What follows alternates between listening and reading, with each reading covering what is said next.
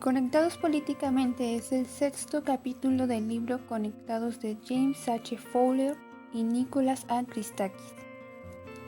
En el capítulo se abordan temas acerca de por qué la gente vota, su influencia en otras personas y la importancia de las conexiones.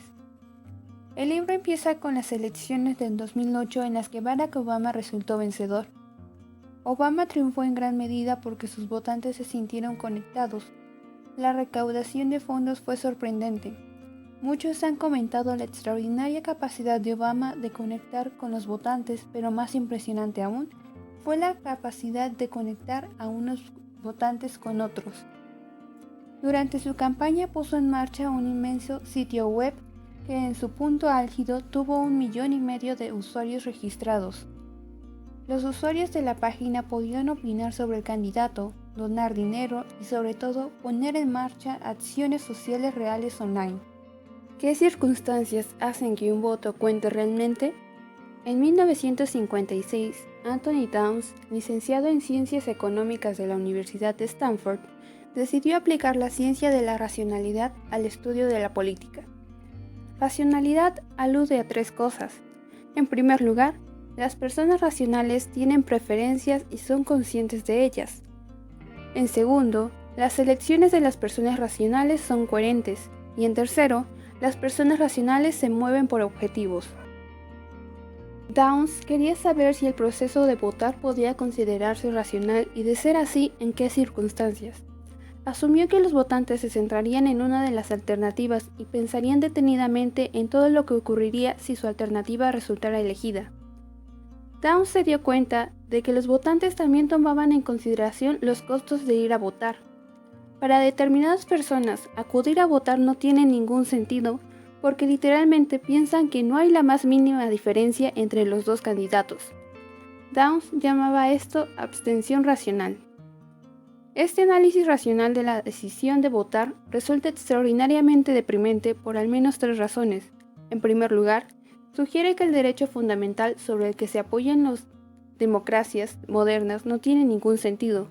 En segundo lugar, comprobar que el acto de votar es irracional tiene un efecto deprimente. Y en tercer lugar, la incapacidad de explicar la decisión de votar pone en tela de juicio el análisis racional de cualquier comportamiento político. Las personas no deciden de manera aislada si votarán o no. Hay numerosas pruebas que demuestran que la decisión de votar de un solo individuo aumenta las posibilidades de que los otros también lo hagan. Cuando decidimos votar, también aumentan las posibilidades de que nuestros amigos, familiares y colegas hagan lo propio. Esto sucede en parte porque nos están imitando y en otra parte porque hacemos un esfuerzo por convencerlos. Los medios de comunicación parecen funcionar haciendo llegar su mensaje a quienes ocupan un lugar central dentro de sus redes sociales. También los políticos siguen una estrategia similar, recabando el apoyo de líderes locales y centrándose en convencer a quienes votan con asiduidad, en lugar de tratar de persuadir a aquellas personas en la periferia de la red y que pueden o no participar en las elecciones. Investigaciones posteriores realizadas por Robert Huckfeldt y John Sprague en las décadas de 1970, 1980 y 1990 perfeccionaron los estudios anteriores. Da la impresión de que las personas se agrupan por afinidades políticas actuando y pensando de manera consensuada con quienes los rodean. La polarización ideológica no afecta a la afluencia general de las urnas, pero sí a cómo un voto puede traducirse en muchos votos para un mismo candidato. Con la polarización, sin embargo, la afluencia masiva de votantes tiene más posibilidades de influir a individuos de ideas afines y traducirse, por tanto, en votos extra para el candidato al que se apoya. Como sugiere la regla de los 3 grados de separación, el poder de un solo individuo de influir en muchos está limitado por el efecto de oleadas de influencia rivales que emanan del resto de los individuos que componen la red. Las cascadas de afluencia son mayores si provienen de alguien que está dentro de un grupo moderadamente transitivo, es decir, un grupo donde todos los amigos se conocen. Demasiada transitividad significaría que el grupo estaba aislado del resto del mundo, y demasiado poca que estaba demasiado desorganizado como para reforzar el comportamiento de sus miembros. El valor cívico de ir a votar se originó en entornos políticos mucho más reducidos, tales como asambleas municipales, donde transformar el comportamiento de unas pocas personas sí suponía una gran diferencia. ¿Por qué miente la gente sobre si no votó? Una posibilidad es el miedo de las sanciones sociales. Otra es que creen que pueden influir en los demás con sus acciones. Pensemos en lo que ocurriría si contáramos a todo el mundo que sí vamos a votar, pero luego nos quedamos en nuestra casa. Nuestra acción aumentará la afluencia en las urnas, aunque hayamos decidido no votar, pero además, puesto que es probable que la mayoría de las personas que nos conocen y que decidan votar compartan nuestra ideología, podemos aumentar el margen de nuestros votos para nuestro candidato aun cuando no acudamos a las urnas. Los votantes no son los únicos agentes políticos a quienes influyen las redes sociales. Las redes de políticos, grupos de presión, activistas y burócratas son todavía más importantes a la hora de determinar cómo nos gobernamos. De hecho, los políticos suelen hacer públicas sus relaciones con otras personas importantes. Cada apretón de mano se fotografía y muchas campañas incluyen imágenes del candidato en compañía de los ricos y los poderosos para demostrar que es una persona con capacidad de hacer cosas. Sin embargo, a los votantes también les preocupan que sus representantes políticos estén conectados con las personas equivocadas.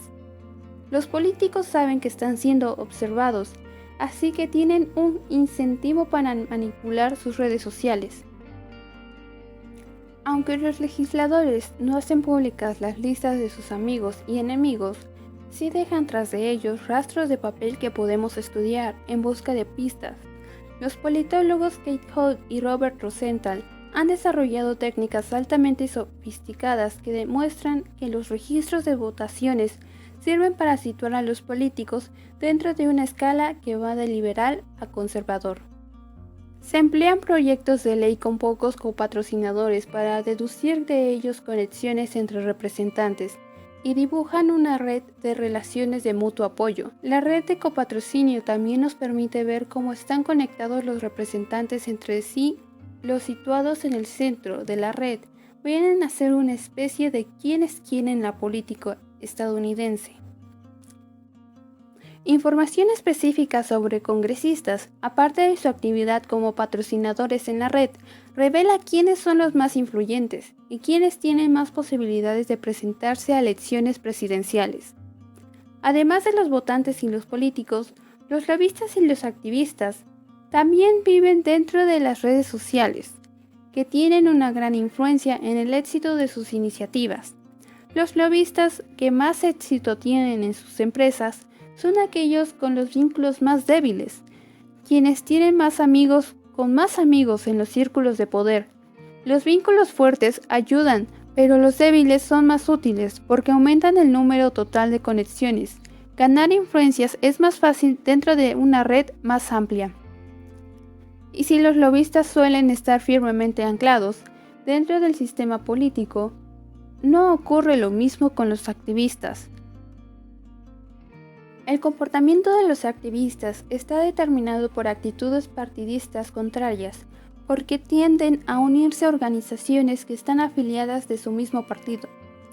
Activistas de todo el mundo están empezando a usar Internet para organizar manifestaciones a gran escala. Ya en 1993, Barry escribía un diario online en el que comentaba hechos de actualidad relativos al medio ambiente y urgió al gobierno a conservar los espacios naturales. Poco después, la gente empezó a mover las más variadas causas por Internet, desde sus weblogs o blogs. Había nacido la blogosfera. Analizando lo que expresa este capítulo, sugiere que los cambios en la tecnología pueden estar alterando la forma en que vivimos dentro de nuestras redes sociales y tener efectos duraderos en nuestras formas de gobierno. Ya hemos visto que las redes sociales del mundo real pueden usarse para difundir información y aumentar la capacidad de las personas bien conectadas para conseguir sus metas. Ahora somos más conscientes de este suceso.